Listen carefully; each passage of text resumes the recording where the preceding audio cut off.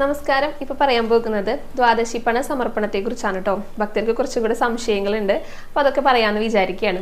അതായത് ദ്വാദശി പണ സമർപ്പണം ഏത് സമയത്താണ് നടക്കുക? നമ്മൾ ജനറൽ ക്യൂവിൽ നിന്ന് കഴിഞ്ഞാൽ സമർപ്പിക്കാനായിട്ട് സാധിക്കുമോ? അതിന് പ്രത്യേക ക്യൂ സംവിധാനം ഉണ്ടോ? പിന്നെ ഈ പണം കിഴി കെട്ടിക്കൊണ്ടുവരണോ? എത്ര തുകയാണ് സമർപ്പിക്കേണ്ടത് എന്നൊക്കെയാണ് കേട്ടോ സംശയങ്ങൾ. അപ്പോൾ അതേക്കുറിച്ച് പറയാം. ദ്വാദശി പണ സമർപ്പണം നാളെയാണ് കേട്ടോ. അതായത് ഇന്ന് അർദ്ധരാത്രി മുതലേ ഭക്തർക്ക് സമർപ്പിച്ചു തുടങ്ങാം. കൂത്തമ്പലത്തിനകത്താണ് സമർപ്പിക്കുക. അതിന് പ്രത്യേക ക്യൂ ഉണ്ടായിരിക്കും. തെക്ക് ഭാഗത്തായിട്ട് ക്യൂ ഉണ്ടായിരിക്കും. ആ തെക്ക് ഭാഗത്ത് കൂവളത്തിന്റെ അടുത്തുള്ള വാതിലില്ലേ, അതിലൂടെയാണ് ഭക്തര് അകത്തേക്ക് പ്രവേശിക്കുക കേട്ടോ.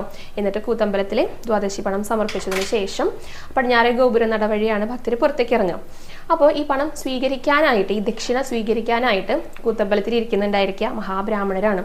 ഇരിങ്ങാലക്കുട, പെരുവനം, ശുഗപുരം ഗ്രാമങ്ങളിലുള്ള യാഗങ്ങൾ നടത്തിയിട്ട് ആ യാഗാഗ്നി കെടാതെ അവരുടെ ഗൃഹങ്ങളിൽ സൂക്ഷിക്കുന്ന ബ്രാഹ്മണരായിരിക്കും ഇരിക്കുന്നുണ്ടായിരിക്കുക. അങ്ങനെ സൂക്ഷിച്ചിട്ട്